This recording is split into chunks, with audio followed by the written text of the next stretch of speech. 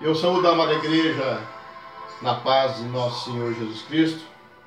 Que bom estar novamente me dirigindo aos irmãos, mais uma vez, para um assunto bíblico que Deus coloca no meu coração para poder passar aos irmãos. E eu vou falar um pouco de conversão e transformação. E Paulo, nesse caso, é um bom exemplo para este assunto.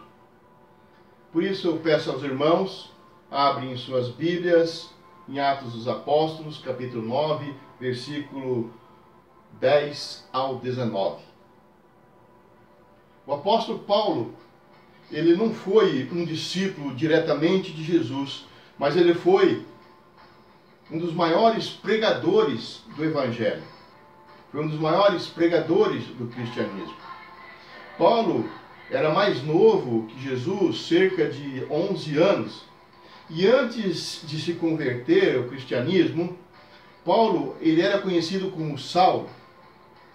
E ele era perseguidor de cristãos.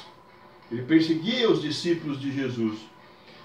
Saulo era de uma cidade de Tarso, na Cilícia. Cilícia era uma província de Roma que falava na língua grega. E como ele tinha essa dupla nacionalidade, tinha também dois nomes, Saulo e Paulo. O nome Saulo, ou Paulo, quer dizer Saul. E aqui nós podemos ver que daí, então em hebraico chama-se Saulo e em grego se chama Paulo. E Saulo era de uma família muito rica.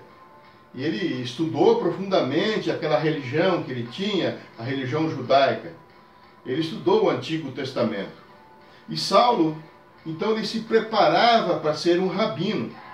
E ele foi, então, educado pelos fariseus, por essa linha de pensamentos dos fariseus.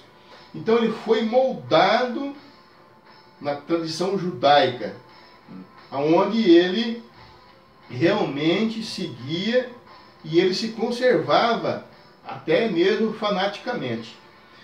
E a maioria dos judeus, inclusive Saulo, ainda naquela época ainda não estavam acreditando em Jesus, não acreditavam que Jesus realmente era o Messias. E Saulo, então, ele era um israelita muito orgulhoso, ele tinha orgulho. Mas Saulo era uma pessoa íntegra. E ele ainda jovem, ele se dedicava ao serviço de Deus. Ele observava a sua religião, ele observava o que o seu povo seguia. Então Saulo, por ser impulsivo, e nesse momento ser impulsionado pelo entusiasmo da sua religião, então ele julgou que tinha que fazer alguma coisa contra aqueles que surgiram como cristãos, modificando a sua religião. Então ele pretende então combater o cristianismo até destruir totalmente. E para Saulo, os cristãos tinham traído a sua religião. E ele, pelo amor que tinha a Deus, perseguia aqueles inovadores da religião. Então Saulo, como um bom judeu, era intelectual e era fiel à lei, então ele precisava fazer alguma coisa para acabar com quem estava destruindo o judaísmo. E Saulo, então, ele toma uma atitude. Então, ele começa a perseguir aquelas primeiras comunidades cristãs que surgiram. E até mesmo, ele fez parte quando o Estevão foi apedrejado. O primeiro diácono, Estevão, foi apedrejado. Lá em Atos dos Apóstolos, no capítulo 26, no versículo 9 e 11, Paulo ele se retrata sobre este assunto. E ele fala assim, nesse capítulo 26, versículo 9 a 11. Ele fala: quanto a mim, achei que devia empregar todos os meios para combater o nome de Jesus, o Nazareno. Foi o que fiz em Jerusalém. Encarcerei grande número de santos, tendo recebido autorização dos chefes dos sacerdotes. E, quando eram mortos, eu contribuía com o meu voto. Muitas vezes, percorrendo todas as sinagogas por meio de torturas, quis fazê-los blasfemar. E no excesso do meu furor, cheguei a persegui-los até em cidades estrangeiras. Então podemos ver que aqui Saulo, em suas perseguições, ele vai até mesmo para Damasco. E no caminho de Damasco, ele tem um encontro que ele não se esperava. Uma luz aparece, surge uma luz, e essa luz é Jesus. Saulo cai do cavalo, e Saulo então fica cego. Então Saulo, agora cego, fica por 3 dias orando sem cessar. Ele entra em oração. Então, meus irmãos, agora com muita reverência à palavra de Deus, abra sua Bíblia lá em Atos, capítulo 9, versículo 10. Assim fala a santa palavra. Havia em Damasco um certo discípulo chamado Ananias, e disse-lhe o Senhor em visão: Ananias? E ele respondeu: Eis-me aqui, Senhor. E disse o Senhor: Levanta-te e vai à rua chamada direita, e pergunte em casa de Judas por um homem de Tarso chamado Saulo, pois eis que ele está orando. E numa visão ele viu que entrava um homem chamado Ananias e punha sobre ele as mãos para que tornasse a ver. E respondeu Ananias: Senhor, há muito ouvi acerca deste homem, quantos males tem feito aos teus santos em Jerusalém.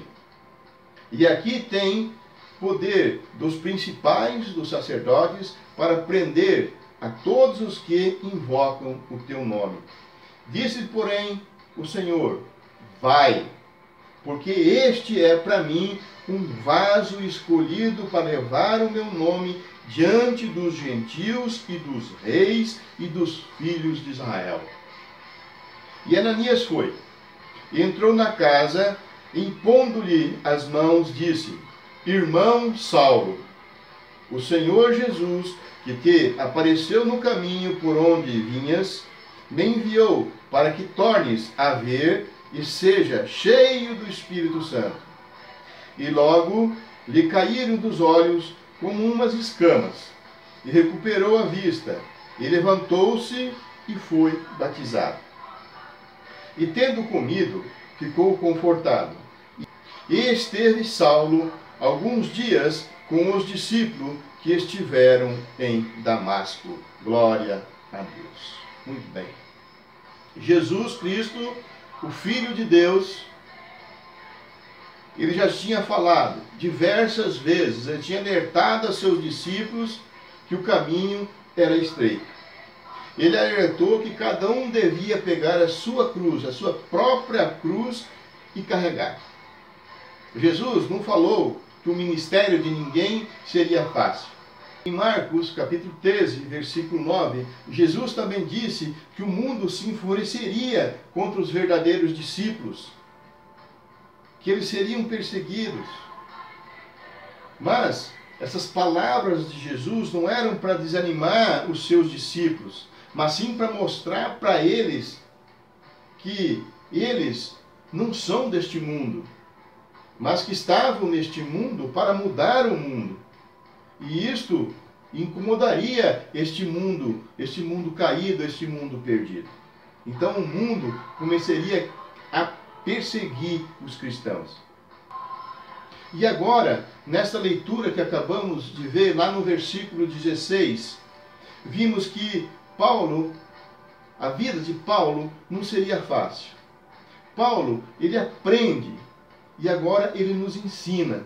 Ele nos ensina a olhar além além das dores que passamos, além das dores que sentimos, além das perseguições, além das tribulações. Mas, por primeiro, Paulo, ele perseguia a igreja. E quem faz mal à igreja, faz mal para Jesus, porque Jesus é a cabeça da igreja. Então agora Saulo, ou Paulo, ele estava cego naquele momento. E Deus então fala com Ananias. Deus falou, mas Ananias não entendeu. Para nós também, muitas vezes, o mundo espiritual, o mundo de Deus, não faz muito sentido. Nós não entendemos. Mas Jesus, lá no versículo 15, ele diz, vai, cumpre o que eu estou falando. Ele falou assim, vai, porque este é para mim um vaso escolhido para levar o meu nome diante dos gentios, dos reis e dos filhos de Israel. E Ananias tentou agir pelos seus próprios motivos, porque Paulo agora estava perseguindo a igreja, mas agora tinha uma intervenção de Deus. E quantas vezes nós também tentamos ensinar a Deus o que fazer para nós? Quantas vezes nós olhamos para outras pessoas e nós fazemos julgamentos também? Muitas vezes achamos que aquela pessoa não tem mais jeito, aquela pessoa se acabou, aquele caso é um caso perdido. Mas Deus vê a possibilidade de restaurar. E Deus, então, ele vê em Paulo aquela possibilidade de levar o Evangelho. E Jesus, então, fala para Ananias, vá, que este homem é um instrumento para mim. Como Ananias, nós demoramos muito tempo para admitir que Deus está certo. Nós devemos viver mais pela fé, não pela razão que nós queremos viver. No versículo 17, Ananias entrou na casa e impôs-lhe as mãos e disse, irmão Saulo, o Senhor Jesus, que te apareceu no caminho por onde vinhas, me enviou para que tornes a ver e seja cheio do Espírito Santo.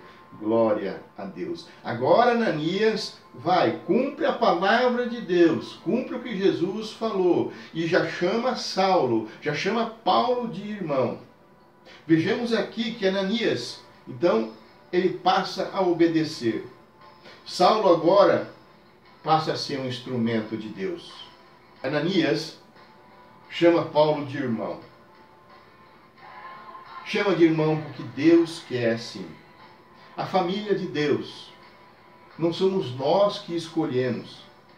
O nosso relacionamento com os irmãos, não somos nós que escolhemos. É Deus que define qual que é a família de Deus. Será que aquela pessoa que tanto pecou no passado e que agora senta ao seu lado na igreja, será que realmente se converteu? Será que Paulo se converteu? E para nós, isso é difícil de acreditar. Mas o encontro de Paulo foi com Jesus, não foi com outra pessoa, não foi outra pessoa que convenceu Paulo. Paulo queria fazer a vontade de Deus, e Paulo sempre fez a vontade de Deus. Ele já fazia a vontade de Deus, naquela religião antiga que ele seguia. Mas agora Deus quer que ele vá além, quer que Paulo vá além.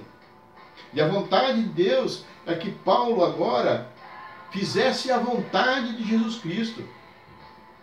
Nós também precisamos fazer essa vontade. Nós precisamos entregar para Jesus, viver esta vida.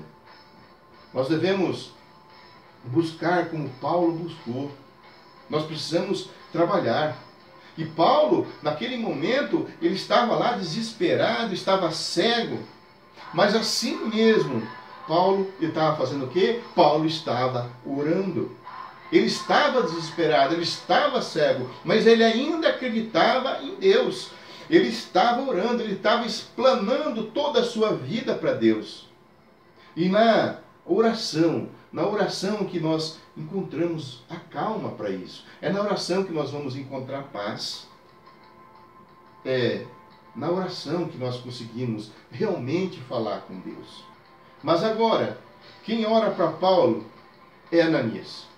E Paulo fica cheio do Espírito Santo. E cheio do Espírito Santo é se tornar pleno do Espírito Santo. É ser direcionado pelo Espírito Santo. É ser guiado pelo Espírito Santo.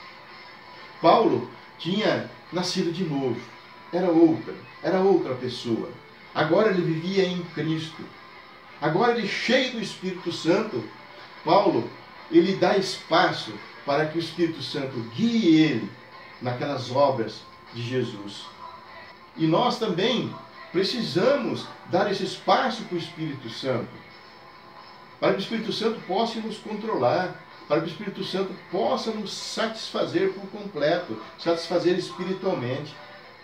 E apesar de Ananias estar desconfiado de Paulo, Paulo não estava brincando. Ele não estava brincando de ser crente. Paulo agora, ele permite ser batizado. E o batismo é uma aliança. O batismo é uma aliança com Deus. O batismo é entrega. Quem não assume um compromisso com Jesus, ele não assume um compromisso com ninguém. Ele é uma pessoa que não tem seriedade. E Paulo, ele tinha compromisso com sua religião. E agora Paulo, ele assume o compromisso com Jesus. E lá no versículo 19, mostra que quem aceita Jesus, aceita a igreja. E Paulo, então, ele fica com os discípulos. Ele passa alguns dias com os discípulos. A palavra fala assim: esteve alguns dias com os discípulos. Tem gente que não quer compartilhar na igreja. Tem gente que não gosta de ir na igreja. E se você não gosta de ir na igreja, você não é um cristão. A igreja é um sinal que você se converteu. Saulo aqui, ele se converteu e ficou junto com os discípulos. Ir na igreja é sinal de conversão. É sinal que gosta de viver com os irmãos. Igreja é irmandade. Jesus a cabeça e nós os membros. Muitos querem até a Deus, mas não querem o irmão. Não viva você pela metade. Não queira Deus pela metade. Paulo, ele estava orando. Paulo estava em sintonia com Deus. Então Jesus abre os olhos de Paulo. Agora Paulo mudou. Mudou de atitude, não somente de palavra. Ele começa a agir. Paulo deixa de perseguir esses cristãos e agora se transforma num cristão e começa a pregar o que Cristo mandou. Faça assim você também. E você? Você se julga um verdadeiro cristão? Então leve a palavra de Deus para as outras pessoas. Pregue, fala para as outras pessoas como Jesus modificou a sua vida. Ah, mas eu não sei pregar. Mas você sabe falar. Lá no versículo 16 nós podemos ver que Paulo sofreria muito em sua missão. Mas Jesus, ele diz: pois eu lhe mostrarei quanto deve sofrer pelo meu nome. Glória a Deus. Então muitas vezes nós sofremos para levar a palavra, porque muitas vezes não sabemos nem pregar, mas falar nós sabemos e podemos contar o que Jesus fez para nós. E Paulo, ele sofreu muito no pregar o Evangelho. Paulo, ele foi humilhado.